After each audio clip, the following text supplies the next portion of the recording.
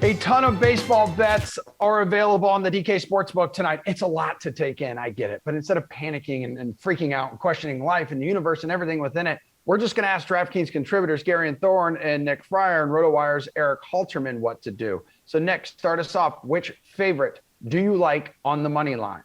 So I'm going to go with one of the closer games on DK Sportsbook, and I'm actually going to go with the Royals against the Twins. And I know I talked about it a little bit before when we were talking DFS. I know that they just faced the Twins a little bit ago, and that J-Hab actually pitched well against the Royals. But I don't like starters and back-to-back starts, especially a guy who's not been great this whole season, and then he goes and has a strong performance against them that one time. I know that the Royals have had their ups and downs against left-handed pitching of late, but you can say the same thing about the Twins, and I'd rather back the better pitcher here. I'd rather back the better bullpen, too. The Twins' bullpen is fourth worst and fifth in the league, sixth worst in ERA, seventh worst in WHIP. So whatever stat you value when it comes to bullpen, the Twins are one of the worst at it. The Royals, middle of the road. So I'm going to go with the Royals as the favorite tonight because, again, the payout, too, is a little bit better there than most favorites. All right, Garion, what about you, dude? Yeah, this isn't going to seem like a value because it's not really, but it does kind of illustrate how weird some of the lines on tonight's slate are. The Padres, with Yu Darvish pitching, who's been amazing lately, are minus 180 favorites on the money line against the Mets. And again, Taijuan Walker's been great so far this season, but the Mets are a shell of themselves right now. They just don't have the offensive capabilities, I believe, to match Yu Darvish. So that's obviously not a bet that's going to get you a ton of money in return. However, it's kind of the state of this slate. Like Milwaukee are exactly minus 180 money line favorites over Arizona. And Milwaukee are starting Brett Anderson tonight, who has an 8.14 expected ERA. Like, I understand the Diamondbacks are 5-24 in their last 29 games. They're bad. John Duplantier isn't exactly an amazing pitcher in his own right either, but if you're asking me who's the better 180 money line bet, Yu Darvish or Brett Anderson, I'm going to side with Yu Darvish. Okay, Erik, which favorite are you siding with on the money line? Yeah, I like that panic freak out question, the universe option you mentioned, but if that's off the table, I'm going to go with the Angels over the Mariners. Angels have a significantly better offense, I believe, even without Mike Trout. They're 13th by WRC plus compared to 25th for the Mariners. I know Trout is great, but I don't think he's, 12 spot difference in that category. Great all by himself, given the nature of baseball. And I also like the Angels pitcher better. Griffin Canning has a worse ERA than Justice Sheffield, 540 versus 496, but his underlying numbers are a lot more interesting. XFIP and Sierra both have him down in the 14s, which isn't great, but it's better than what Sheffield has, which is, close to 5 or even over 5.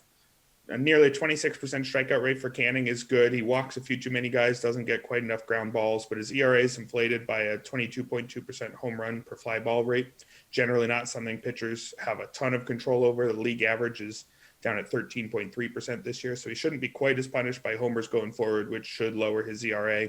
Justice Sheffield, on the other hand, gets a decent amount of ground balls, but that's about all he does, and his 47.1% ground ball rate is not more than above average there, just a 15.9% strikeout rate, far too much contact. So I think with the advantage on both sides of the ball, I'd go with the Angels. Garion, how about an underdog you like? Yeah, I think this one's pretty easy, actually. The Cubs are plus 110 tonight, and they're the hottest team in baseball. They're 9-1 in their past 10 games. And while I can understand that you probably don't have a lot of faith in Zach Davies, and look, I'm not here to sell you snake oil about Zach Davies being a good pitcher. I will say this. His ERA was above 9 in April. In May, it was 1.72. The estimators tell you he was not that good in May. And guess what? He wasn't. There's some regression baked into that 1.72 ERA, but Anthony DeSclafani has also been pretty bad his last 2 starts. He's walked more batters than he's struck out. And again, this is more a bet about the Cubs just being red hot at plus money in a pitching matchup that I think we can pretty much say is a wash. Like, I don't think Davies has an advantage here, but I think it's a wash. And in that circumstance, I'm going to ride with the Cubs.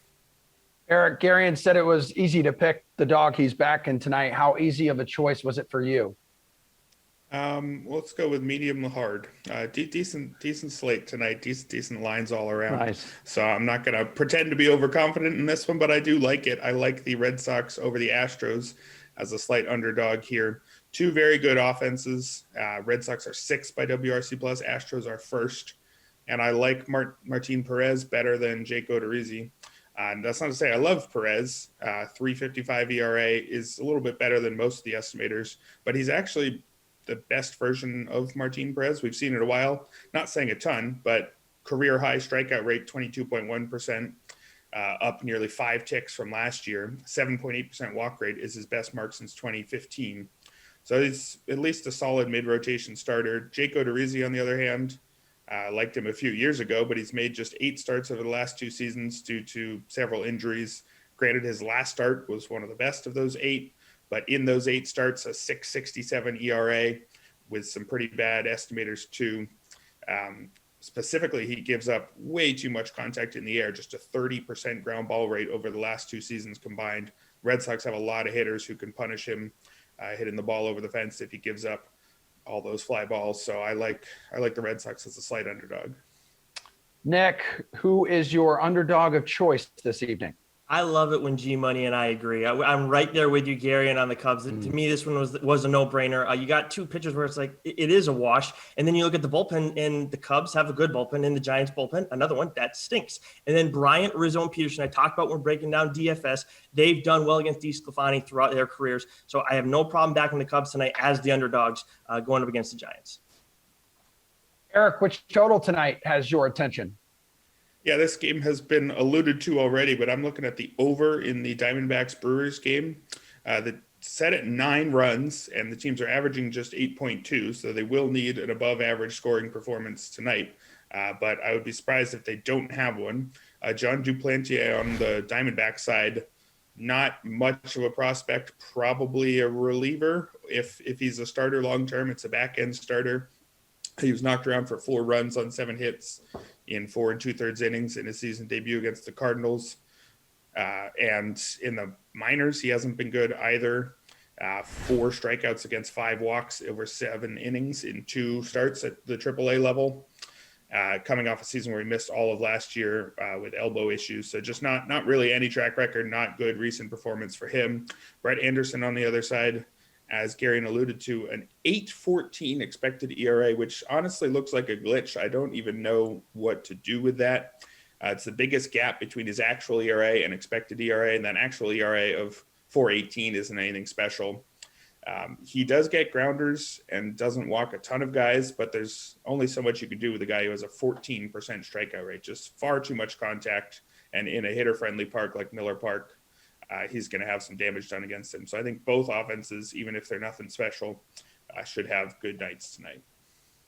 Nick, your total of choice. I'm going to go with the Royals over against the Twins at 4.5. They hit the over in this 2 out of the 3 times. The first time they faced them this season, and then last time, which was a short bit ago, again, they hit it 2 out of the 3 times against them. I don't like having this one. I don't like the Twins bullpen, so I have no problem with the Royals scoring at least 5 runs tonight. Garion, bring us home. I'm going to take the over in Seattle, Los Angeles. And again, I don't really like either of these pitchers. It's just a situation where these offenses are bad. And I don't think you can look at a number as big as 9 and think that these 2 teams combined, because both of them are going to have to contribute to get to this number. As Erik pointed out, you've obviously got some issues with Justice Sheffield. He walks too many batters. He doesn't strike out nearly as many guys as you think he should.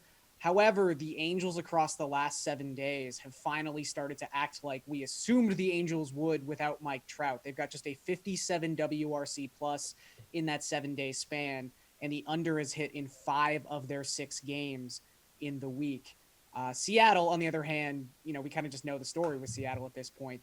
They get shut out every other night. So you just kind of have to assume that they're not really going to score that many runs. And right now, I don't think the Angels are equipped to score that many runs. So I like the under of 9 here.